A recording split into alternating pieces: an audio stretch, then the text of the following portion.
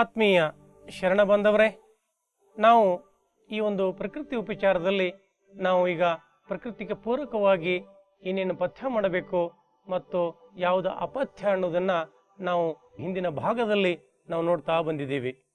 ಈಗ ಅದೇ ಪ್ರಕೃತಿ ಉಪಚಾರವನ್ನು ಒಂದಿಷ್ಟು ಏನಪ್ಪ ಅಂತಂದರೆ ಕೆಲವೊಂದು ಪಾಯಿಂಟ್ಸ್ಗಳನ್ನ ನಾನು ಒಂದಿಷ್ಟು ಮತ್ತೆ ತಮಗೆ ರಿಮೈಂಡ್ ಮಾಡಿಕೊಡ್ತಾ ಹೋಗ್ತೀನಿ. ನೋಡಿ, ಅವುಗಳನ್ನ ಒಂದಿಷ್ಟು ಏನು ಮಾಡಿದ್ದೀವಿ, ಅವನ್ನ ಬೇರೆ ಬೇರೆ ಭಾಗಗಳನ್ನಾಗಿ ಮಾಡಿ ಅವುಗಳನ್ನ ಈಗ ನಾವು ನೋಡ್ತಾ ಹೋಗೋಣ. ಈ ಆರೋಗ್ಯ ರಕ್ಷಣೆಯ ಪಂಚತಂತ್ರಗಳು ಅಂತ, ಆರೋಗ್ಯ ರಕ್ಷಣೆಗೆ ಪಂಚತಂತ್ರಗಳು, ಈ 5 ಪಂಚತಂತ್ರಗಳನ್ನು ನಾವು ಜೀವನದಲ್ಲಿ ಅಳವಡಿಸ್ಕೊಂಡ್ಬಿಟ್ರೆ ಏನಪ್ಪ ಅಂತಂದರೆ ನಮ್ಮ ಆರೋಗ್ಯ ಚೆನ್ನಾಗಿರ್ತದೆ ಅಂತ. ಏನು? 1, ದಿನಕ್ಕೆ 2 ಊಟ, 2 ಬಾರಿ ಮಲ ವಿಸರ್ಜನೆ, 2 ಬಾರಿ ಸ್ನಾನ. ಈ ಪ್ರಕೃತಿ ಉಪಚಾರಕರು ಈ ವಿಚಾರವನ್ನು ಹೇಳ್ತಿರ್ತಾರೆ. ಅದಕ್ಕಾಗಿ ದಿನಕ್ಕೆ 2 ಊಟ, 2 ಬಾರಿ ಮಲ ವಿಸರ್ಜನೆ, 2 ಬಾರಿ ಸ್ನಾನ. ಇನ್ನು 2ನೇದ್ದು, ದಿನಕ್ಕೆ 8 ಲೋಟ ಶುದ್ಧ ನೀರಿನ ಸೇವನೆ. 8 ಲೋಟ ಏನು ಮಾಡಬೇಕಪ್ಪ ಅಂದರೆ ನಾವು ನೀರನ್ನು ಕುಡಿಬೇಕು. ಇನ್ನು 3ನೇದ್ದು, ದಿನಕ್ಕೆ 1 ಗಂಟೆ ವ್ಯಾಯಾಮ, ಅದು ಯೋಗಾಸನ, ಪ್ರಾಣಾಯಾಮ, ಇವುಗಳನ್ನ ದಿನದ 1 ಗಂಟೆ ಮಾಡಬೇಕು. ಇನ್ನು ದಿನಕ್ಕೆ 2 ಬಾರಿ ಪ್ರಾರ್ಥನೆ, ಪ್ರೇಯರ್. ಯಾಕಂದರೆ ನಮಗೆಲ್ಲ ಏನಪ್ಪ ಅಂತಂದರೆ ಇಳೆ ಬೆಳೆ ಮಳೆ ಇವುಗಳನ್ನೆಲ್ಲ ಕೊಟ್ಟಂಥ ಆ ಪರಮಾತ್ಮನಿಗೆ ಕೃತಜ್ಞೆ ಸಲ್ಲಿಸೋದೇ ಪ್ರಾರ್ಥನೆ ಬಂಧುಗಳೇ. ಇಳೆ ನಿಮ್ಮ ದಾನ, ಬೆಳೆ ನಿಮ್ಮ ದಾನ, ಸುಳಿದು ಸೂಸುವ ಗಾಳಿ ನಿಮ್ಮ ದಾನ ಅಂತ ಹೇಳ್ತಾರೆ ಶರಣರು. ಅದಕ್ಕಾಗಿ ಆ ಪರಮಾತ್ಮನಿಗೆ ಕೃತಜ್ಞೆ ಸಲ್ಲಿಸಲಿಕ್ಕೆ 2 ಹೊತ್ತು ಪ್ರಾರ್ಥನೆ ಮಾಡಿ, ಲಿಂಗಾರ್ಚನೆ ಮಾಡಿ. ಆಮೇಲೆ 5ನೇದ್ದು, ವಾರಕ್ಕೆ 1 ದಿನ ಉಪವಾಸ. ಅಂದ್ರೆ ಏನು? ನಾವು ಏನಪ್ಪ ಅಂತಂದರೆ ಒಳಗಿನ ಮಸೀನಕ್ಕೆ ಏನು ಚಯಾಪಚಯ ಕ್ರಿಯೆ, ಈ ಡೈಜೆಷನ್ ಸಿಸ್ಟಮ್ಗೆ ಒಂದಿಷ್ಟು ನಾವೇನು ಮಾಡಬೇಕು, ವಿಶ್ರಾಂತಿಯನ್ನು ಕೊಡಬೇಕು. ಅದಕ್ಕಾಗಿ ವಾರಕ್ಕೆ 1 ದಿನ ಉಪವಾಸ ಮಾಡಬೇಕು. ಅದನ್ನು ರಸ ಉಪವಾಸ ಅಂತ ಮಾಡಿ, ಇಲ್ಲ ಒಬ್ಬೊಬ್ಬರು ನೀರಾಹಾರ ಅಂತ ಏನು ಮಾಡ್ತಾರೆ, ನೀರನ್ನೇ ತೆಗೆದುಕೊಂಡು ಸೇವನೆ ಮಾಡ್ತಾ ಬಿಸಿ ನೀರನ್ನು ಕುಡಿತಾ ಏನು ಮಾಡ್ತಾರೆ, ಉಪವಾಸನ ಆಚರಿಸ್ತಾರೆ. ಇಲ್ಲಾಂದರೆ ಹುಲ್ಲಿನ ರಸ ಅಂದರೆ ಈ ಗರಿಕೆ ರಸ ಕುಡ್ಕೊಂಡು ನಾವು ಏನು ಮಾಡಬೇಕು, ಉಪವಾಸವನ್ನು ಮಾಡ್ಬೋದು. ಅದು ಬಿಟ್ಟು ಉಪವಾಸ ಅಂದ್ಬಿಟ್ಟು ಬಹಳ ಜನ ಏನು ಮಾಡ್ತಾರೆ, ಉಪವಾಸ ಅಂದ್ಬಿಟ್ಟು ಫುಡ್ ಚೇಂಜ್ ಮಾಡ್ತಾರೆ. ಏನಪ್ಪ ಅಂತಂದರೆ ರೊಟ್ಟಿ, ಚಪಾತಿ, ಅನ್ನ ಇಂಥವೆಲ್ಲ ತಿನ್ನೋದು ಬಿಟ್ಟು ಅವಾಗೇನು ತಿಂತಾರೆ, 1 ತಾಟ ಶಾವುದನಿ, 1 ಡಜನ್ ಬಾಳೆಹಣ್ಣು, ಒಂದಿಷ್ಟು ಖರ್ಜೂರ, ಒಂದಿಷ್ಟು ಹೆರದ ತುಪ್ಪ, ಇಂಥವನ್ನೆಲ್ಲ ತಿಂದುಬಿಡ್ತಾರೆ. ಅದು ಉಪವಾಸ ಅಲ್ಲ ಬಂಧುಗಳೇ. ಉಪವಾಸ, ಉಪ ಅಂದರೆ ಸಮೀಪ, ವಾಸ ಅಂದರೆ ಇರುವುದು. ಯಾರ ಸಮೀಪ ಇರೋದು? ಅಡಿಗೆ ಮಣಿ ಸಮೀಪ ಅಲ್ಲ, ಪರಮಾತ್ಮನ ಸಮೀಪಕ್ಕೆ ಹೋಗೋದು. ಅದಕ್ಕಾಗಿ ಒಂದಿಷ್ಟು ಹೊಟ್ಟೆಯನ್ನು ಖಾಲಿ ಇಡೋದು, ಅವಕಾಶ ಕೊಡೋದು ಉಪವಾಸ ಅಂದರೆ. ಅದು ಪ್ರಕೃತಿ ಉಪಚಾರದಲ್ಲಿ ಬರ್ತದೆ. ಆ ವಾರಕ್ಕೆ 1 ಉಪವಾಸವನ್ನು ನಾವು ಮಾಡಬೇಕು. ಇನ್ನು ಆರೋಗ್ಯಕರ ದಿನಚರಿ ಪಾಯಿಂಟ್ಸ್ಗಳನ್ನ ನೋಡ್ತಾ ಹೋಗೋಣ. ಬ್ರಾಹ್ಮಿ ಮುಹೂರ್ತದಲ್ಲಿ ಏಳುವುದು, ಬೆಳಿಗ್ಗೆ ನಸಿಕಿನಲ್ಲಿ. ಬ್ರಾಹ್ಮಿ ಮುಹೂರ್ತ ಯಾವುದು? ನಸಿಕಿನ 4:15, ಸೂರ್ಯೋದಯದ ಏನಪ್ಪ ಅಂತಂದರೆ 1.5 ತಾಸು ಮೊದಲು ಏಳಬೇಕು. ಇನ್ನು ಬಾಯಲ್ಲಿ ತಣ್ಣೀರು ತುಂಬಿಕೊಂಡು ಕಣ್ಣು ಮುಚ್ಚಿ ಕಣ್ಣಿಗೆ ನೀರನ್ನು ಕನಿಷ್ಠ 20 ಬಾರಿ ಚಿಮಿಕ್ಕಿಸಿಕೊಳ್ಳುವುದು. ನಂತರ ಮುಖಮಾರ್ಜನ ಮಾಡಿ ಬಾಯಿ ಮುಖ ತೊಳೆಯೋದು. ಆಮೇಲೆ ಅದಕ್ಕೂ ಮೊದಲು ಉಷಃಪಾನ, 1-2 ಲೋಟ ಶುದ್ಧ ತಾಮ್ರದ ಪಾತ್ರೆಯಲ್ಲಿ ನೀರನ್ನು ಕುಡಿಯೋದು. ಇನ್ನು ಶೌಚ ವಿಧಿ, ಮಲಮೂತ್ರ ವಿಸರ್ಜನೆ ಇತ್ಯಾದಿ. ಇನ್ನು ದಂತ ಧಾವಣ ಅಂದರೆ ಹಲ್ಲನ್ನು ಉಜ್ಜೋದು. ಎದರಿಂದ ಉಜ್ಜೋದು? ಸೂಕ್ತ ದಂತ ಚೂರ್ಣ, ಬೇವು, ಹೊಂಗೆ, ಜಾಲಿ, ಉತ್ತರಾಣಿ ಬೇರು, ಆಮೇಲೆ ಇವು ಅಪಮಾರ್ಗ ಅಂತ ಹೇಳ್ತಾರೆ. ಉತ್ತರಾಣಿ ಅಂದರೆ ದಾಳಿಂಬೆ ಎಲೆ, ಪೇರಲೆ ಎಲೆ, ಇವುಗಳಿಂದ ನಾವು ಹಲ್ಲನ್ನು ಉಜ್ಜಬೇಕು. ಇದು ಪ್ರಕೃತಿ ಉಪಚಾರ ಇದು. ಇನ್ನು ಚಂಕ್ರಮಣ ಅಂದರೆ ಬಯಲಿನಲ್ಲಿ ಬೀಸು ನಡಿಗೆ, ಅಂದರೆ ಬ್ರಿಸ್ಕ್ ವಾಕಿಂಗ್ ಅಂತ. ಈ ಥರ ಏನು ಮಾಡಬೇಕು, ನಾವು ಬ್ರಿಸ್ಕ್ ವಾಕಿಂಗ್ ಮಾಡಬೇಕಾಗ್ತದೆ. ಆದರೆ ಅದು ಸಹಿತ ಬೇಕಾಗಿಲ್ಲ ಅಂತ ನಾನು ಹೇಳ್ತಾ ಇದ್ದೀನಿ. ಯಾಕಂದರೆ ಯೋಗಿಕ್ ಜಾಗಿಂಗ್ ಅಂತ ನಿಮ್ಗೆ ನಾವು ಹೇಳ್ಕೊಡ್ತಾ ಇದ್ದೀವಿ. 10 ಏನಪ್ಪ ಅಂತಂದರೆ ಬೆಳಗ್ಗೆ ನೀವು ಒಂದು 10 ನಿಮಿಷ ಮಾಡಿ 10 ಕಿಲೋಮೀಟರ್ ಬ್ರಿಸ್ಕ್ ವಾಕಿಂಗ್ ಮಾಡಿದ ಅನುಭವನೂ ಆಗ್ತದೆ. ಇನ್ನು ವ್ಯಾಯಾಮ ಮತ್ತು ಯೋಗಾಸನ, ಯೋಗಿಕ್ ಜಾಗಿಂಗ್, ಸೂರ್ಯ ನಮಸ್ಕಾರ, ಇತರೆ ಆಸನಗಳು, ಕೊನೆಗೆ ಶವಾಸನದಿಂದ ಮುಕ್ತಾಯ ಮಾಡಿ, ಮತ್ತು ಪ್ರಾಣಾಯಾಮ ಮಾಡಿ, ಧ್ಯಾನ ಮಾಡಿ. ಆಮೇಲೆ ತೈಲಾಭ್ಯಂಗ ಅಂದರೆ ಏನು? ಅಂಗಮರ್ದನ ಮಸಾಜ್, ಮೈಗೆಲ್ಲ ಎಣ್ಣೆ ಹಚ್ಕೊಂಡ್ಬಿಟ್ಟು ಏನು ಮಾಡೋದು, ಸ್ನಾನ ಮಾಡುವುದು. ಸೂರ್ಯ ಸ್ನಾನ, ಮೈ ಮೇಲೆ ಮತ್ತು ಮನೆಯೊಳಗೆ ಸೂರ್ಯರಶ್ಮಿ ಬೀಳಲಿ. ಮನೆಗಳು ಹೆಂಗಿರ್ಬೇಕಪ್ಪ ಅಂದರೆ ಸೂರ್ಯರಶ್ಮಿ ಬೀಳುವಂಗಿರಬೇಕು. ಇನ್ನು ಸ್ನಾನ ಹೆಂಗಪ್ಪ ಅಂದರೆ ಸೀಗೆ ಪುಡೆ, ಶುಜ್ಜಲ ಪುಡೆ, ಹೆಸರಿಟ್ಟು, ಕಡಲೆ ಹಿಟ್ಟು, ಶುದ್ಧ ಮಣ್ಣು ಇವುಗಳನ್ನ ಬಳಸಿ ಏನು ಮಾಡಬೇಕು, ತಣ್ಣೀರು ಅಥವಾ ಉಗುರು ಬೆಚ್ಚಗಿನಿಂದ ಸ್ನಾನ ಮಾಡಬೇಕು. ಸೋಪದ ಅವಶ್ಯಕತೆ ಇಲ್ಲ. ಪ್ರಾರ್ಥನೆ ಮಾಡಿ, ಭಜನೆ ಮಾಡಿ, ಸ್ತೋತ್ರ ಮಾಡಿ, ಜಪ ಮಾಡಿ, ಪೂಜೆ ಮಾಡಿ, ಅರ್ಚನೆ ಲಿಂಗಾರ್ಚನೆಯನ್ನು ಮಾಡಿ, ದೃಷ್ಟಿಯೋಗವನ್ನು ಮಾಡಿ ಬಂಧುಗಳೇ. ನೀವೆಲ್ಲ ಶರಣ ಬಂಧುಗಳು ಆ ಲಿಂಗಾರ್ಚನೆಯನ್ನು ತಪ್ಪದೇ ಮಾಡಿ. ಇನ್ನು ಶರೀರಕ್ಕೆ ಶ್ರಮ ಅಂದರೆ ಕೃಷಿ ಮಾಡಿ, ಉದ್ಯಮ ಮಾಡಿ, ಉದ್ಯೋಗದಲ್ಲಿ ಶ್ರಮ ಇರ್ತಿದ್ರೆ ಮನೆಗೆಲಸ ಮಾಡಿ, ಕೈತೋಟದಲ್ಲಿ ಕೆಲಸ ಮಾಡಿ, ಇಲ್ಲವಾದರೆ ಶ್ರಮದಾನ ಕೈಕೊಳ್ಳಿ. ಎಲ್ಲಿ ಸಮಾಜಮುಖಿಯಾಗಿ ಕೆಲಸಗಳು ನಡೆದಿರ್ತಾವೋ, ಸೇವೆ ನಡೆದಿರ್ತದನೋ ಅಲ್ಲಿ ಹೋಗಿ ಒಂದಿಷ್ಟು ಶ್ರಮದಾನ ಮಾಡಿ. ಇನ್ನು ಆಹಾರ ಅಂದ್ರೆ ಏನು? ಹಿತ ಮಿತ ಋತು. ಮಿತವಾಗಿ ಋತುಮಾನಕ್ಕನುಗುಣವಾದಂತಹ ದಿನಕ್ಕೆ 2 ಬಾರಿ, ಬೆಳಗಿನ 10ರಿಂದ 12 ಮತ್ತು ಸಂಜೆ 6ರಿಂದ 8 ಗಂಟೆ ಒಳಗೆ ನೀವು ಪ್ರಸಾದವನ್ನು ಮಾಡಿದರೆ ಬಹಳ ಒಳ್ಳೆಯದು. ನಡುವೆ ನೀರು ಮತ್ತು ದ್ರವಾಹಾರ ಅಂದರೆ ಏನು? ಎಳ್ನೀರು ತೊಗೊಳ್ಬೋದು, ಫಲರಸ ಜ್ಯೂಸ್ ತೊಗೋಬೋದು, ಮಜ್ಜಿಗೆ ತಿಳಿ ಮಜ್ಜಿಗೆಯನ್ನು ತೊಗೋಬೋದು, ಇಲ್ಲ ಕಬ್ಬಿಣ ರಸ ಇಂಥವುಗಳನ್ನೆಲ್ಲ ನಾವು ಸೇವನೆ ಮಾಡಬಹುದು. ಆದರೆ ಹಣ್ಣು ಮಾತ್ರ ತಗೊಳ್ಳೋದು. ಇನ್ನು ನೀರು ಆಗಾಗ ಸ್ವಲ್ಪ ಊಟದ 1 ಗಂಟೆ ದೂರ ಇರಲಿ. ಇನ್ನು ವಾಯು ಅಂದ್ರೆ ಏನು? ಮನೆಯೊಳಗೆ ಶುದ್ಧ ವಾಯುವಿನ ಸಂಚಾರ ಆಗಬೇಕು, ಎದೆಯೊಳಗೆ ದೀರ್ಘ ಉಸಿರಾಟ ಆಗಬೇಕು. ಅಂಥ ಒಳ್ಳೆಯ ಶುದ್ಧ ಗಾಳಿಯನ್ನು ನಾವು ನಸಿಕಿನಲ್ಲಿದ್ದು ಪ್ರಾಣಾಯಾಮದ ಮುಖಾಂತರ ದೀರ್ಘ ಉಸಿರಾಟವನ್ನು ಮಾಡಬೇಕು. ಇನ್ನು ನಿದ್ರೆ, ರಾತ್ರಿ ಉಂಡು 2-3 ಗಂಟೆಗಳ ನಂತರ ಮಲಗಬೇಕು. ಊಟ ಮಾಡಿದ ಕೂಡಲೇ ಮಲಗಲಿಕ್ಕೆ ಹೋಗಬಾರ್ದು. ಇನ್ನು ಸ್ವಾಸ್ಥ್ಯ ಸೂಕ್ತಿಗಳು, ನಾವು ಸ್ವಾಸ್ಥ್ಯ ಸೂಕ್ತಿಗಳು ನಮ್ಮ ಒಂದು ಪ್ರಕೃತಿಗೆ ಪೂರಕವಾದಂಥ ಸ್ವಾಸ್ಥ್ಯ ಸೂಕ್ತಿಗಳನ್ನ ಈಗ ನೋಡೋಣ. ಪಾದ ಬಿಸಿ, ಹೊಟ್ಟೆ ಮಿದು, ತಲೆ ತಂಪು, ಸ್ವಾಸ್ಥ್ಯ ಖಾತ್ರಿ. ಪಾವ್ ಗರಂ, ಪೇಟ್ ನರಂ, ಸಿರ್ ಥಂಡಾ ಹೋತೋ ಡಾಕ್ಟರ್ ಕೋ ಮಾರೋ ದಂಡ. ಈ ವಿಚಾರಗಳನ್ನ ನಾವು ತಿಳ್ಕೋಬೇಕು. ಇನ್ನು ಪಾದ ಬಿಸಿಯಾಗಿರ್ಬೇಕಾದ್ರೆ ಹೆಂಗಿರಬೇಕು? ನಮ್ಮ ಮನೆ ಪ್ರಾಕೃತಿಕ ಇರಬೇಕು. ಯಾವುದು ಪ್ರಾಕೃತಿಕ ಮನೆ ಅಂದರೆ, ನಮ್ಮಲ್ಲೆಲ್ಲ ವಿಶೇಷವಾಗಿ ನಮ್ಮ ಹಿರಿಯರು ಮೊದಲು ಹೆಂಗೆ ಮಾಡ್ತಿದ್ರು? ಮೆಳಗಿ ಮನೆ ಅಂತ ಕಟ್ಸ್ತಾ ಇದ್ರು. ಅಂದರೆ ಮಣ್ಣಿನ ಮೆಳಗಿರ್ತಿತ್ತು, ಕೆಳಗಡೆಗೆ ಸಾರಿಸಿದ ನೆಲ ಇರ್ತಿತ್ತು. ಅದು ಹೆಂಗಪ್ಪ ಅಂದರೆ ಏರ್ ಕಂಡೀಷನ್ ಮನೆ ಅದು. ಅಂದರೆ ಬೇಸಿಗೆ ದಿವಸನಲ್ಲೇ ತಂಪಿರ್ತಿತ್ತು, ಚಳಿಗಾಲದಲ್ಲಿ ಅದು ಬೆಚ್ಚಗಿರ್ತಿತ್ತು. ಅಲ್ಲಿ ನಾವು ತಿರುಗಾಡಿದ್ದಾದರೆ ಅಂಗಾಲುಗಳು ಬೆಚ್ಚಗುಳಿತಾ ಇದ್ದು, ತಲೆ ತಂಪು ಉಳಿತಾ ಇತ್ತು. ಇನ್ನು ತಲೆ ತಂಪು ಉಳಿಯೋದಕ್ಕೆ ಏನು ಮಾಡ್ತಾ ಇದ್ರು ನಮ್ಮ ಹಿರಿಯರು? ಯಾವಾಗಲೂ ತಲೆಗೆ ಟೊಪ್ಪಿಗೆ ಹಾಕ್ತಾ ಇದ್ರು, ಬಿಸಿಲಿಂದ ರಕ್ಷಣೆ ಮಾಡಲಿಕ್ಕೆ. ಪೇಟ ಸುತ್ಕೋತಾ ಇದ್ರು. ಅಷ್ಟೇ ಅಲ್ಲ, ನೆತ್ತಿಗೆ ಕೊಬ್ಬರಿ ಎಣ್ಣೆಯನ್ನು ಹಚ್ಕೊಂಡು ತಂಪಾಗಿ ಇಡ್ತಾ ಇದ್ರು. ಕನಿಷ್ಠ ವಾರಕ್ಕೊಂದು 2 ಸಲ ಆದರೂ ರಾತ್ರಿ ಮಲಗುವ ನೆತ್ತಿಗೆ ಏನು ಮಾಡಬೇಕು? ಕೊಬ್ಬರಿ ಎಣ್ಣೆಯನ್ನು ಮಸಾಜ್ ಮಾಡ್ಕೋಬೇಕು. ಇದರಿಂದ ಕಣ್ಣುಗಳು ಚೆನ್ನಾಗಿ ಉಳಿತಾವ ಮತ್ತು ಮೆದುಳು ತಂಪಾಗಿದ್ದರೆ, ತಲೆ ತಂಪಾಗಿದ್ದರೆ ಸ್ವಾಸ್ಥ್ಯ ಖಾತ್ರಿ ಬಂಧುಗಳೇ. ಅದಕ್ಕಾಗಿ ಆ ಒಂದು ಸ್ವಾಸ್ಥ್ಯ ಸೂಕ್ತಿ ಅದು. ಇನ್ನು ಈಗಾಗಲೇ ಏನಾಗಿದೆ, ಈ ಮನೆಗಳೊಳಗೆ ನಾವೆಲ್ಲ ಫರ್ಶಿಗಳನ್ನ ಹಾಕಿಬಿಡ್ತಾ ಇದ್ದೀವಿ, ಏನು ಟೈಲ್ಸ್ಗಳನ್ನ ಹಾಕ್ತಾ ಇದ್ದೀವಿ, ತಂಪಾಗಿ ಬಿಡ್ತಾ ಇದ್ದಾವೆ. ಪಾದಗಳು ತಂಪಾಗಿ ಬಿಟ್ಟರೆ ನೋಡಿ ಎಷ್ಟು ಸಮಸ್ಯೆ ಅಂದರೆ, ಇವತ್ತು ಜಾಯಿಂಟ್ ಪೇನ್ಗಳು, ಅಲರ್ಜಿ, ಅಸ್ತಮಾ ಇವುಗಳಿಗೆ ಮುಖ್ಯ ಕಾರಣನೇ ಅದು. ಅದಕ್ಕಾಗಿ ನಾವೇನು ಮಾಡೋದು? ಮನೆಯೊಳಗೆ ಆ ಥರ ಟೈಲ್ಸ್ ಇದ್ದರೆ ಮನೆಯಲ್ಲಿ ಒಂದು ಜೊತೆ ಚಪ್ಪಲಿಯನ್ನು ಬಳಸಿ. ಬಹಳ ಅನೇಕ ಮೊಳಕಾಲು ಸಮಸ್ಯೆಗಳು, ಜಾಯಿಂಟ್ ಸಂಬಂಧಿ ಕಾಯಿಲೆಗಳು, ನರಗಳ ಸಂಬಂಧಿ ಕಾಯಿಲೆಗಳಿಂದ ಮುಕ್ತಿ ಸಿಗ್ತದೆ. ಇಲ್ಲ ಅಂದರೆ ಸಾರಿಸಿದನ್ನೆಲ್ಲ ಇವತ್ತು ನಾವು ನಿರ್ಮಾಣ ಮಾಡ್ತೀವಿ ಅಂದರೆ ಸಾಧ್ಯ ಇಲ್ಲ. ಯಾಕಂದರೆ ಅದೆಲ್ಲ ಇವತ್ತು ಹೆಂಗಾಗಿ ಆಧುನೀಕರಣಗೊಂಡು ಬಿಟ್ಟಿದ್ದೀವಿ ನಾವೆಲ್ಲನೂ. ಅದಕ್ಕಾಗಿ ಈ ಗುಡಿಸಲು ಇನ್ನೂ ಶ್ರೇಷ್ಠ. ಇಲ್ಲಾಂದರೆ ಆ ಥರ ಮೆಳಗಿ ಒಂದು ಇದ್ದಂಥ ಮನೆಗಳಾಗಲಿ, ಸಾರಿಸಿದ ನೆಲಗಳಾಗಲಿ ಬಹಳ ಒಳ್ಳೆಯದು.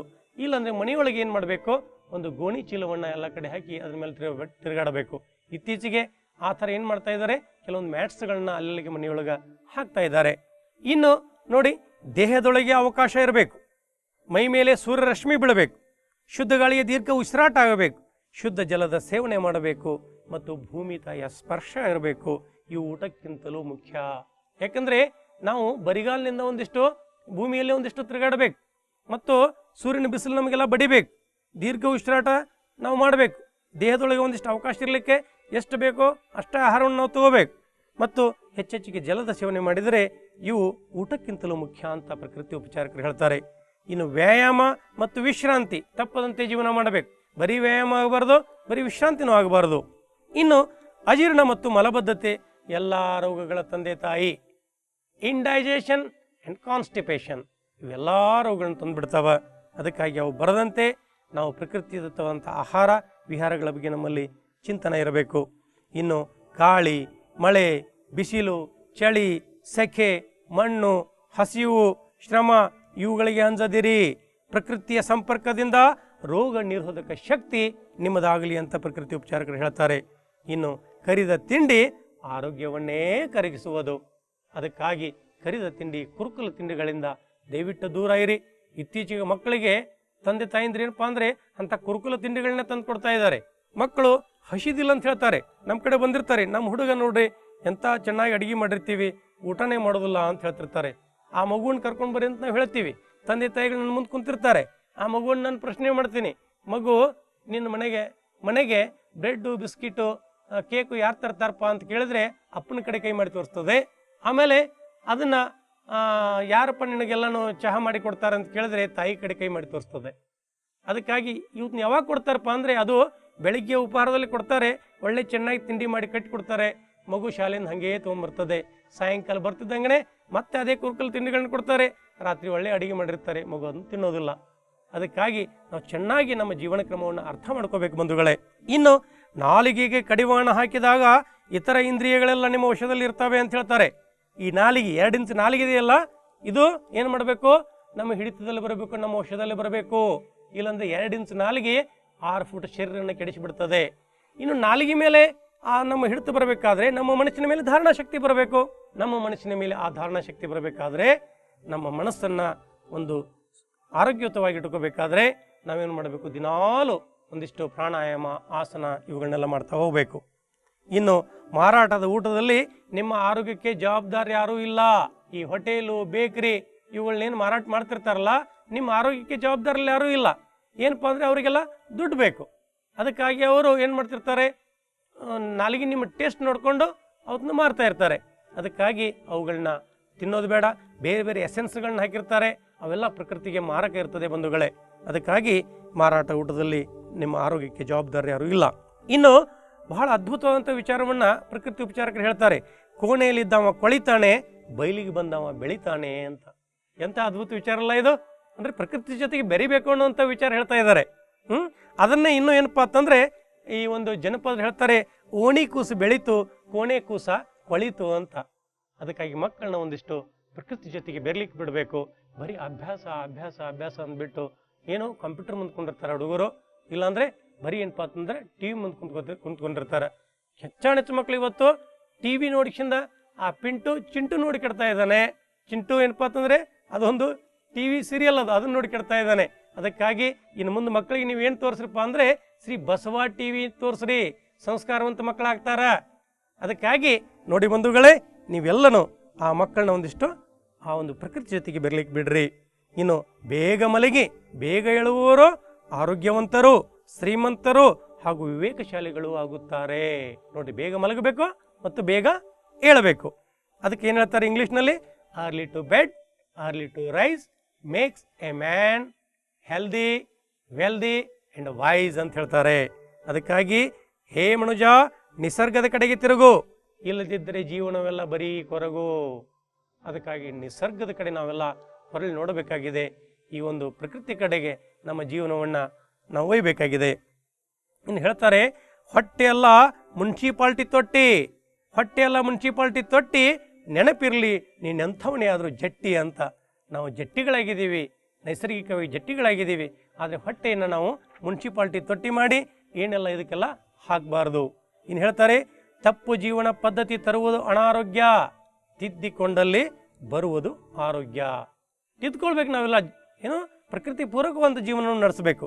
ಇನ್ನು ಕಾಯಿಲೆಗೆ ಮೂಲ ಕಾರಣ ಮಲ ಸಂಗ್ರಹಣೆ, ಉಳಿದದ್ದೆಲ್ಲ ನಂತರ ಬಂದಂಥ ಬವಣೆ. ಅದಕ್ಕಾಗಿ ಮಲ ಸಂಗ್ರಹಣೆ ಆಗಬಾರ್ದು. ಅದಕ್ಕಾಗಿ ಪ್ರಾಣಾಯಾಮ, ಆಸನ, ಪ್ರಾಕೃತಿಕ ಆಹಾರಗಳನ್ನ ತಿನ್ನಿರಿ. ಇನ್ನು ಹೇಳ್ತಾರೆ ಏನು ಹಿಂದಿಯಲ್ಲಿ, ಪಾಯ್ಖಾನ ಅಚ್ಚಾ ಹುವಾ ತೋ ಖಾನ ಅಚ್ಚಾ ಲಗೇಗ ಅಂತ.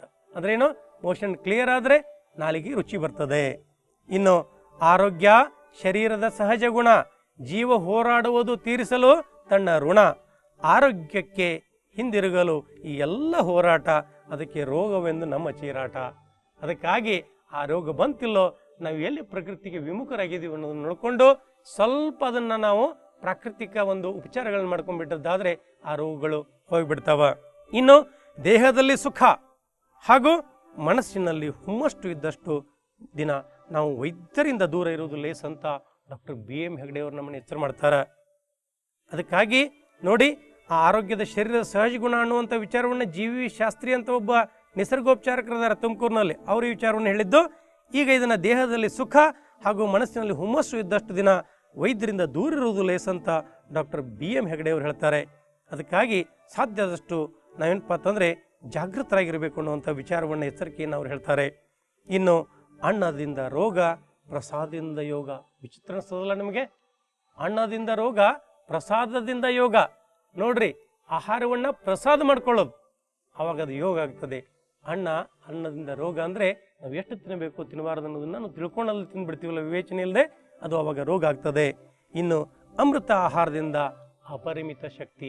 ಅಮೃತ ಆಹಾರದಿಂದ ಅಪರಿಮಿತ ಶಕ್ತಿ. ಯಾವುದು ಅಮೃತ ಆಹಾರ? ನಾವು ಪ್ರಾಕೃತಿಕವಾಗಿ ಸಿಗುವಂತ ಹಣ್ಣುಗಳು ಅಥವಾ ಪ್ರಾಕೃತಿಕವಾಗಿ ಸಿಗುವಂತ ಕಾಳುಗಳು, ಇವುಗಳನ್ನೆಲ್ಲ ಒಂದಿಷ್ಟು ಕಚ್ಚಾ ನಾವು ತಿಂದುಬಿಟ್ರೆ, ರಾ ಫುಡ್ ಆಗಿ ತಿಂದುಬಿಟ್ರೆ ಅದು ಅಪರಿಮಿತ ಶಕ್ತಿ ಅದರೊಳಗಿರ್ತದೆ. ಇನ್ನು ಭೂಲೋಕದ ಅಮೃತ ನೀರು, ಅದ್ರ ಬಗ್ಗೆ ನಾವೆಲ್ಲ ನೋಡಿದೀವಿ ಈಗ. ಮತ್ತೆ ಮನೆಯೇ ನಮ್ಮ ಏನಾಗಬೇಕು? ನಮ್ಮ ಮನವೇ ಮಂಗ ಮತ್ತು ನಮ್ಮ ಮನವೇ ಮಹಾಲಿಂಗ. ನಮ್ಮ ಮನಕ್ಕೆ ಒಳ್ಳೆಯ ವಿಚಾರಗಳನ್ನ ಕೊಟ್ಟಿದ್ದಾದ್ರೆ ಅದು ಮಹಾಲಿಂಗ ಆಗ್ತದೆ, ಮತ್ತು ದುಷ್ಟ ವಿಚಾರಗಳನ್ನ ಅಲ್ಲಿ ತುಂಬಿದರೆ ಅದು ಮಂಗ ಆಗ್ತದೆ. ಅದಕ್ಕಾಗಿ ಆ ಒಂದು ಸ್ವಾಸ್ಥ್ಯ ಸೂಕ್ತಿಯನ್ನು ನಾವು ತಿಳ್ಕೊಂಡಿರಬೇಕು. ಇನ್ನು ಅನ್ನದಿಂದಲೇ ಆರೋಗ್ಯ, ಅನ್ನದಿಂದಲೇ ಆಲಸ್ಯ. ಸರಿಯಾಗಿ ನೀವು ಪಥ್ಯಾಪಥ್ಯಗಳನ್ನ ಮಾಡಿದ್ದಾದ್ರೆ ಅದು ಆರೋಗ್ಯ ಆಗ್ತದೆ. ಇಲ್ಲ ಅತಿಯಾಗಿ ತಿನ್ನಬಾರ್ದನ್ನ ತಿಂದರೆ ಅದು ಆಲಸ್ಯ ಆಗ್ತದೆ. ಆರೋಗ್ಯ, ಆಲಸ್ಯ, ಇದನ್ನ ತಿಳ್ಕೊಂಡಿರ್ಬೇಕು. ಇನ್ನು ಯಾರು ನಗುವುದಿಲ್ಲವೋ ಅವ್ರನ್ನ ರೋಗ ಬಿಡುವುದಿಲ್ಲ. ಯಾರು ನಗುವುದಿಲ್ಲವೋ ರೋಗ ಅವ್ರನ್ನ ಬಿಡುವುದಿಲ್ಲ. ಜೋ ನೈ ಹಸೇಗಾ ಓ ಬಿಮಾರಿ ಮೇ ಫಸೇಗಾ. ಅದಕ್ಕಾಗಿ ಬಂಧುಗಳೇ, ನಗುನಗುತ್ತಾ ಜೀವನವನ್ನು ಕಳೆಯಬೇಕು, ನಗಿಸ್ತಾ ಇರಬೇಕು. ಹುಟ್ಟುವಾಗ ಅಳ್ಕೋತ ಹುಟ್ಟಿದೀವಿ, ನಗುನಗುತ್ತಾ ನಾವು ಲಿಂಗನಲ್ಲಿ ಐಕ್ಯ ಆಗಬೇಕು. ಆ ಒಂದು ಭಾವ ನಮ್ಮಲ್ಲಿ ಬರಬೇಕು. ಆ ನಿಟ್ಟಿನಲ್ಲಿ ನಾವು ಚಿಂತನೆ ಮಾಡಬೇಕು. ಇನ್ನು 1999 ಸಂದರ್ಭಗಳಲ್ಲೂ ರೋಗಗಳು ಪಥ್ಯಾಹಾರ, ನೀರು, ಗಾಳಿ, ಸೂರ್ಯ ಮತ್ತು ಮಣ್ಣು ಇಂತಹ ಇತರ ಮನೆಮದ್ದು ಚಿಕಿತ್ಸೆಗಳಿಂದಲೇ ಉಪಚಾರಗಳಿಂದಲೇ ವಾಸಿಯಾಗ್ತಾವ ಅನ್ನುವಂಥ ವಿಚಾರವನ್ನ ರಾಷ್ಟ್ರಪಿತ ಮಹಾತ್ಮ ಗಾಂಧಿ ಅವರು ಹೇಳ್ತಾ ಇದ್ರು. ಎಷ್ಟು? 1999 ಕಾಯಿಲೆಗಳು ಆ ಪ್ರಾಕೃತಿಕ ಉಪಚಾರದಿಂದ ದೂರ ಆಗ್ತಾವ ಅಂತ. ಯಾಕೆ ನಾವು ಅಂತ ಪ್ರಾಕೃತಿಕ ಉಪಚಾರ ಕೇಂದ್ರಗಳನ್ನ ಮಾಡಬಾರ್ದು?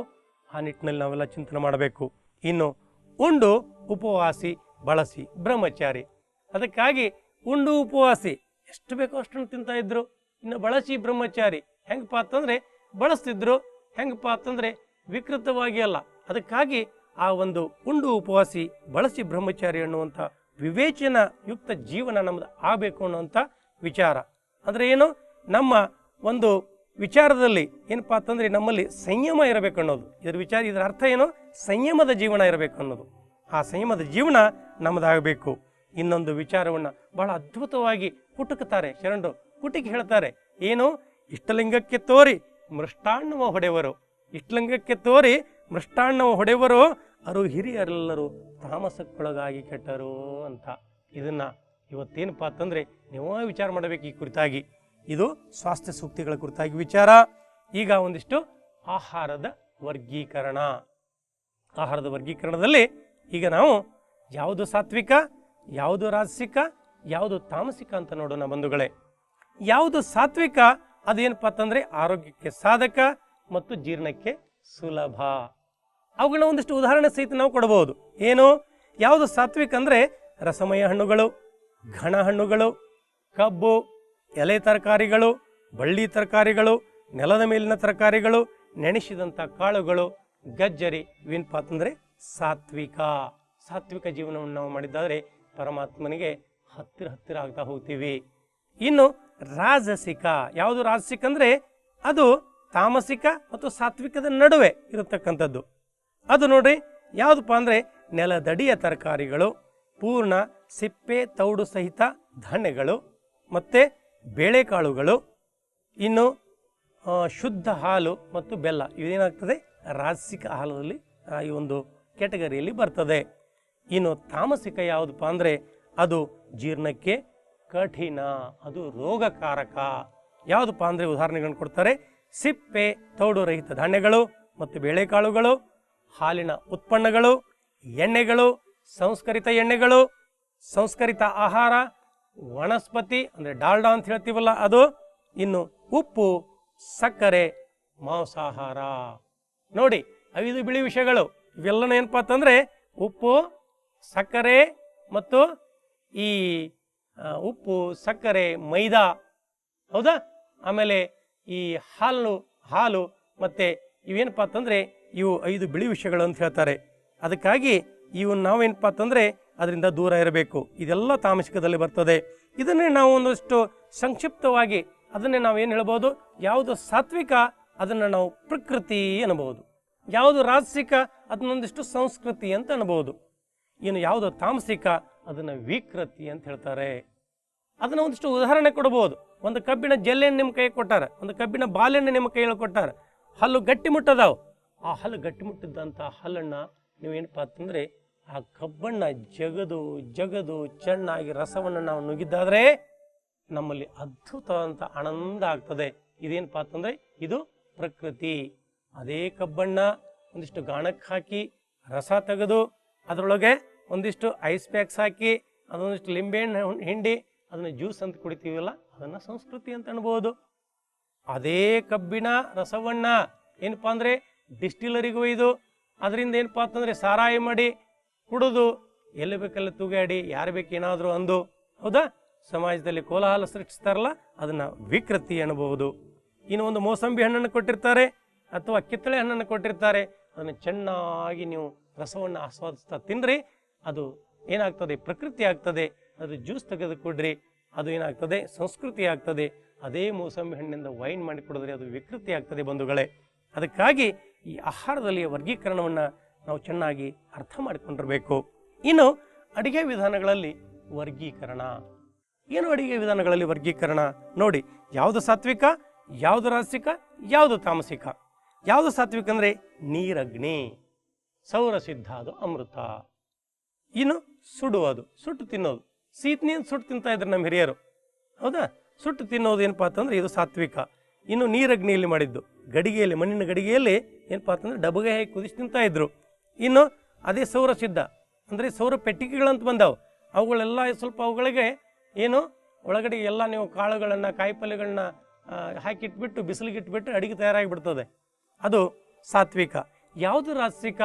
ಯಾವುದು ಹಬೆಯಲ್ಲಿ ಉಗಿಯಲ್ಲಿ ಬೇಯಿಸ್ತದೋ ಅದು ರಾಜಸಿಕ, ನೀರಿನಲ್ಲಿ ಕುದಿಸಿ ತಿನ್ನೋದು ರಾಜಸಿಕ. ಅಂದರೆ ಈ ಹಬೆ ಉಗಿಯಲ್ಲಿ ಬೇಯಿಸೋದು ಮತ್ತು ನೀರಿನಲ್ಲಿ ಕುದಿಸೋದು ಇದು ರಾಜಸಿಕ. ಇನ್ನು ತಾಮಸಿಕ ಯಾವುದು? ಹುರಿಯುವುದು, ಕರಿಯುವುದು, ಕರೆದು ತಿನ್ನೋದು, ಹುರಿದು ತಿನ್ನೋದು, ಇದು ತಾಮಸಿಕ ಆಗ್ತದೆ. ಅದಕ್ಕಾಗಿ ಅಡಿಗೆಯಲ್ಲಿ ಸಹಿತ ಈ ಥರದ ವಿಧಾನಗಳದಾವ. ನಾವು ಹೆಚ್ಚೆಚ್ಚಿಗೆ ಆರಿಸ್ಕೋಬೇಕಾದ್ದೇನಪ್ಪ ಅಂದರೆ ಸಾತ್ವಿಕ ಮತ್ತು ಒಂದಿಷ್ಟು ರಾಜಸಿಕ. ಇನ್ನು ಊಟದ ನಿಯಮಗಳು ಭಾಳ ಅದ್ಭುತವಾದಂಥ ನಿಯಮಗಳು ಬಂಧುಗಳೇ. ನೋಡ್ರಿ, ಹಸಿದು ಉಣ್ಣಿ ಹಸಿ ತಿನ್ನಿ, ಹಸದು ಉಣ್ರಿ ಹಸಿ ತಿನ್ರಿ. ಅಂದ್ರೆ ಹಸಿ ತಿನ್ನೋದಂದ್ರೆ ಏನು? ಕಚ್ಚಾ ಆಹಾರಗಳನ್ನ ತಿನ್ನೋದು. ಇನ್ನು ದ್ರವಾಹಾರ ತಿನ್ರಿ, ಘನ ಆಹಾರ ಕುಡೀರಿ. ಈಟ್ ಲಿಕ್ವಿಡ್ ಆ್ಯಂಡ್ ಡ್ರಿಂಕ್ ಸಾಲಿಡ್. ವಿಚಿತ್ರ ಅನಿಸ್ತದೆ ನಮಗೆ ಹೇಳಿದರೆ, ಏನು ಹೆಂಗ್ರಿ ದ್ರವಾಹಾರ ತಿನ್ನೋದು ಅಂತ. ನಿಮ್ಮ ಕೈಯಾಗ ಒಂದು ಜ್ಯೂಸನ್ನು ಕೊಟ್ಟಾರ, ಅದನ್ನು ಚೆನ್ನಾಗಿ ಚಪ್ಪರಿಸಿ ಚಪ್ಪರಿಸಿ ಚಪ್ಪರಿಸಿ ಅದನ್ನು ಕುಡೀರಿ. ಅಂದರೆ ಲಾಲಾರಸ ಜೊತೆಗೆ ಹೋಗಬೇಕು. ಇನ್ನು ಘನಾಹಾರ ಅಂದರೆ ಒಂದು ಹಣ್ಣನ್ನು ಕೊಟ್ಟಾರ, ಚೆನ್ನಾಗಿ ನುರಿಸಿ ನುರಿಸಿ ರಸವನ್ನು ಆಸ್ವಾದಿಸ್ತಾ ತಿನ್ನಿರಿ, ಅದನ್ನು ಘನಾಹಾರವನ್ನು ಕುಡಿಯೋದು ಅಂತ ಹೇಳ್ತಾರೆ. ಅಂದರೆ ಬಾಯೊಳಗೆ ನೀರಾಗಿನ ಗಂಟ್ಲಿಗೆ ಹೋಗ್ಬೇಕು ಅದೆಲ್ಲನೂ. ಅದಕ್ಕಾಗಿ ಈಟ್ ಲಿಕ್ವಿಡ್ ಆ್ಯಂಡ್ ಡ್ರಿಂಕ್ ಸಾಲಿಡ್. ಇನ್ನು ಕಡಿಮೆ ತಿನ್ನಿ, ಹೆಚ್ಚು ಆಸ್ವಾದಿಸಿ. ಕಡಿಮೆ ತಿನ್ನಬೇಕು, ಚೆನ್ನಾಗಿ ರಸರುಚಿಗಳನ್ನ ಆಸ್ವಾದಿಸ್ತಾ ತಿನ್ನಬೇಕು. ಇನ್ನು ಹಗುರ ಹೊಟ್ಟೆ, ಚುರುಕು ಬುದ್ಧಿ. ಎಷ್ಟು ಹೊಟ್ಟೆ ಹಗುರುತ್ತದೋ ಅಷ್ಟು ಬುದ್ಧಿ ಚುರುಕಾಗಿರ್ತದೆ. ಇನ್ನು ತಿನ್ನುವ ಪ್ರಮಾಣ ಅಮುಖ್ಯ. ಎಷ್ಟು ತಿಂತಿರೋದು ಮುಖ್ಯ ಅಲ್ಲ, ಆದರೆ ತಿಂದು ರಕ್ತಗತವಾದಷ್ಟೇ ಲಾಭ.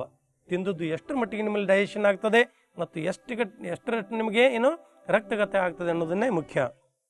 ಇನ್ನು ನಮಗೆ ಬೇಕಾದರ ದುಪ್ಪಟ್ಟು ವೈದ್ಯರ ಸಾಕಲು ತಿನ್ನುವೆವು ಅಂತ ಹೇಳ್ತಾರೆ ಪ್ರಕೃತಿ ಉಪಚಾರಕರು. ನಮಗೆ ಎಷ್ಟು ಬೇಕೋ ಅದಕ್ಕಿಂತ ಹೆಚ್ಚು ಯಾರಿಗೆ ತಿಂತೀವಪ್ಪ ಅಂತಂದರೆ ಡಾಕ್ಟರ್ ಫೀಸ್ ಕೊಡ್ಲಾಕ ಅಂತ. ಅಂದರೆ ಕಾಯಿಲೆಗಳಿಗೆ ಮೂಲ ಆಗ್ತದೆ ಅನ್ನುವಂಥ ವಿಚಾರ. ಇನ್ನು ಹೊಟ್ಟೆಗಿಲ್ಲದೆ ಸಾಯುವುದಕ್ಕಿಂತ ಹೆಚ್ಚು ಜನ ಇಂದು ತಿಂದದ್ದನ್ನು ಅರಗಿಸಲಾರದೆ ಸಾಯುತ್ತಿದ್ದಾರೆ. ಎಂಥ ಅದ್ಭುತ ವಿಚಾರ ನೋಡಿ ಇದು. ಇನ್ನು ಅತಿಯಾದರೆ ಅಮೃತವೂ ವಿಷ. ಯಾವುದು ಅತಿಯಾಗಿ ತಿನ್ನಬಾರದು. ಇನ್ನು ಹೇಳ್ತಾರೆ, ಜಗಿದು ನುರಿದು ತಿನ್ನಿ, ಹೊಟ್ಟೆಯೊಳಗೆ ಹಲ್ಲುಗಳಿಲ್ಲ. ಬಹಳ ಅದ್ಭುತ ವಿಚಾರ ಇದು. ಯಾಕಂದರೆ ಚೆನ್ನಾಗಿ ನುರಿಸಿ ನುರಿಸಿ ನುರಿಸಿ ನಾವು ತಿಂದಿದ್ದಾದರೆ ವಿಶೇಷವಾಗಿ ಅನೇಕ ಗಂಭೀರ ಕಾಯಿಲೆಗಳನ್ನು ತಡೆಗಟ್ಟಬಹುದು ಬಂಧುಗಳೇ. ನೋಡ್ರಿ, ದನಗಳು ಏನು ಮಾಡ್ತಾವ? ದೊಡ್ಡ ಹೊಟ್ಟೆಯನ್ನು ಪರಮಾತ್ಮ ಕೊಟ್ಟಾನ, ಅವೇನು ಮಾಡ್ತಾವ? ಮೊದಲು ಗಬ ಗಬ ಗಬ ತಿಂತಾವ. ತಿಂದದ್ದನ್ನು ಏನು ಮಾಡ್ತಾವ? ಚೆನ್ನಾಗಿ ನುರಿಸಿ ನುರಿಸಿ ಮೆಲಕ್ ಹಾಕಿ ಅದನ್ನೇನು ಮಾಡ್ತಾವ? ನುಂಗ್ತಾವ. ಅದಕ್ಕಾಗಿ ಬಂಧುಗಳೇ, ನಾವೆಲ್ಲ ಏನು ಮಾಡಬೇಕು, ಚೆನ್ನಾಗಿ ನುರಿಸಿ ನಾವೇನು ಮಾಡಬೇಕು, ತಿನ್ನಬೇಕು. ನಮಗಿರೋದು ಒಂದೇ ಹೊಟ್ಟೆ, ದನಗಳಂಗೆ 2 ಹೊಟ್ಟೆಗಳಿಲ್ಲ, ಮೆಲಕಾಡಿಸ್ಲಿಕ್ಕೆ ನಮಗಾಗೋದಿಲ್ಲ.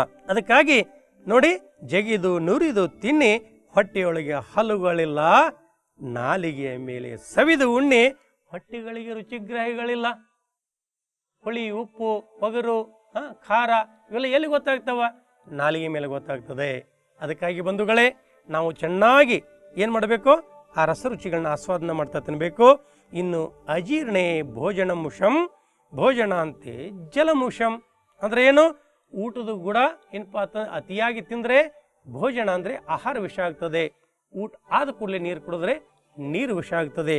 ಅದನ್ನೇ ನಮ್ಮ ಹಿರಿಯರು ಏನು ಹೇಳಿದ್ರು, ಕೂಳ ಕುತ್ತ ನೀರ ಪಿತ್ತ ಅಂತ ಹೇಳಿದರು. ಅಂದ್ರೆ ಏನು? ಅತಿಯಾಗಿ ತಿಂದು ಬಿಟ್ಟರೆ ಆಹಾರ ಏನಾಗ್ತದೆ, ನಮಗೆ ಕುತ್ತ ಆಗ್ತದೆ, ನಮ್ಮ ಆರೋಗ್ಯಕ್ಕೆ ಮಾರಕ ಆಗ್ತದೆ. ನೀರು ಪಿತ್ತ ಅಂತ ಯಾಕೆ ಹೇಳಿದ್ರು? ಊಟ ಆದ ಕೂಡಲೇ ನೀರು ಕುಡಿದ್ರಪ್ಪ ಅಂದರೆ ಅದು ಪಿತ್ತ ಆಗ್ತದೆ. ಇನ್ನು ಹೇಳಿದ್ರು, ದಿನಕ್ಕೊಂದು ಹಣ್ಣಿನ ಊಟ, ವಾರಕ್ಕೊಂದು ರಸ ಉಪವಾಸ ಮಾಡಿ, ಚಾಪೆ ಮನೆಯ ಮೇಲೆ ಕುಳಿತು ಉಣ್ಣಿ, ಮೇಜಿನ ಮೇಜವಾಣಿ ನಿಂತು ಅಲೆದಾಡಿ ಬೇಡಿ ಉಣೋದು ಬೇಡ, ಬಫೆ ಸಿಸ್ಟಮ್ ಬೇಡ ಅಂತ ಹೇಳ್ತಾ ಇದ್ದಾರೆ. ಚೆನ್ನಾಗಿ ಕುಂತು ಊಟ ಮಾಡಿದರೆ ಎಷ್ಟು ಬೇಕೋ ಅಷ್ಟೇ ಆಹಾರ ನಮ್ಗೆ ಹೋಗ್ತದೆ. ಅದಕ್ಕಾಗಿ ಮೊದಲೆಲ್ಲ ಪದ್ಧತಿ ಹಾಗೇನೇ ಇತ್ತು. ಆದರೆ ಏನು ಮಾಡೋದು, ಇವತ್ತೆಲ್ಲ ಹೋಟೆಲ್ಗಳಲ್ಲಿ ಸೆಲ್ಫ್ ಸರ್ವಿಸ್ ಅಂತ ಆಗಿಬಿಟ್ಟಿದೆ, ಹೌದಾ? ಮತ್ತು ಎಲ್ಲ ಮದುವೆ ಸಮಾರಂಭಗಳಲ್ಲಿ ಸೆಲ್ಫ್ ಸರ್ವಿಸ್ ಅಂತ ಆಗಿಬಿಟ್ಟದೆ. ಹೋಗಿ ತಾಟ್ ಹಿಡ್ಕೊಂಡು ಬೇಡಿ ತಿನ್ನುವಂಥ ಪರಿಸ್ಥಿತಿ ಆಗಿದೆ. ಮೊದಲೆಲ್ಲ ಕುಂಡ್ರಿಸಿ ಏನು ಮಾಡ್ತಾ ಇದ್ರು, ಊಟವನ್ನು ಬಡಿಸ್ತಾ ಇದ್ರು. ಅದಕ್ಕಾಗಿ ಆ ಪ್ರಕೃತಿ ನಿಯಮಗಳನ್ನ ನಾವೆಲ್ಲ ತಿಳ್ಕೋಬೇಕು. ಇನ್ನು 2 ಊಟಗಳ ನಡುವೆ ಯಾವುದೇ ತಿಂಡಿಯನ್ನು ಮೆಲಬೇಡಿ. ನಡುವೆ ಹೆಚ್ಚು ನೀರು ಕುಡಿತಾ ಹೋಗೋದು ಬರೀ. ಏನು? ಹಸಿ ತರಕಾರಿ ಮತ್ತು ಹಣ್ಣು ಬೇರೆ ಬೇರೆ ಊಟಕ್ಕೆ ಮೀಸಲಿರಲಿ. ಮತ್ತು ಹುಳಿ ಹಣ್ಣು ಸಿಹಿ ಹಣ್ಣು ಮಿಶ್ರಣ ಮಾಡಿ ತಿನ್ನಬೇಡ್ರಿ, ಅದರಿಂದ ಕಫ ಆಗುವಂಥ ಸಾಧ್ಯತೆ ಹೆಚ್ಚಿಗಿರ್ತದೆ. ಊಟದ 1 ಗಂಟೆ ಮೊದಲು ಮತ್ತು 2 ಗಂಟೆ ನಂತರವರೆಗೆ ನೀರು ಬೇಡ. ಇನ್ನು ಉಪ್ಪು ತಪ್ಪು, ಸಕ್ಕರೆ ಜೀವಸತ್ವದ ಕಳ್ಳ. ಉಪ್ಪು ತಪ್ಪು, ಸಕ್ಕರೆ ಜೀವಸತ್ವದ ಕಳ್ಳ, ಇವೆರಡು ವೈಟ್ ಪಾಯ್ಸನ್ನ ಸಾಧ್ಯದಷ್ಟು ನಾವೇನು ಮಾಡಬೇಕಪ್ಪ, ದೂರಿಡಬೇಕು. ಇದೇನಪ್ಪ ಅಂತಂದರೆ ಇಂದಿನ ಊಟದ ನಿಯಮಗಳು, ಇವು ವಿಚಾರಗಳು.